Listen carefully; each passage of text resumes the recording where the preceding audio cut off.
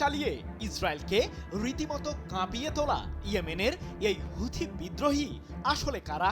ইসরায়েলের বিরুদ্ধে কেন বারবার যুদ্ধে জড়ায় হুথিরা? হরমুজের পর বাবাল মান্দাব প্রণালী বন্ধ হয়ে গেলে কতটা ক্ষতির মুখে পড়বে বৈশ্বিক জ্বালানি ব্যবস্থা?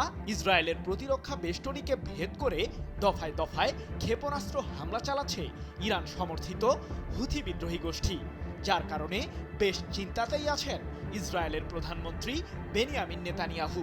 একযোগে ইরানের রেজিস্ট্যান্স ফ্রন্টগুলোর প্রতিরোধী হামলার মুখে নাস্তানাবুদ অবস্থায় পড়েছে ইহুদিবাদী দেশটি।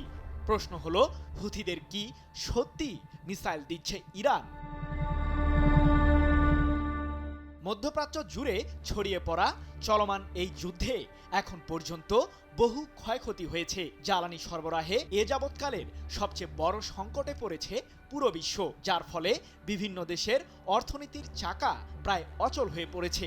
তাই তো বিশ্লেষকরা বলছেন, চলমান এই যুদ্ধে হুথিরা প্রবেশ করায় সংকটের যেন নতুন করে সূচনা হলো, যার মাধ্যমে যুদ্ধ আরও দীর্ঘায়িত হবে বলে শঙ্কা তাদের। চলমান যুদ্ধের ময়দানে ২৮ মার্চ প্রথমবারের মতো ইসরায়েলকে লক্ষ্য করে মিসাইল হামলা চালানোর মাধ্যমে ইহুদিবাদীদের দুঃখের এই ভার যেন বাড়িয়েছে হুথিরা, যার লক্ষ্য ছিল ইসরায়েলের সামরিক ঘাঁটি ভেদ করা।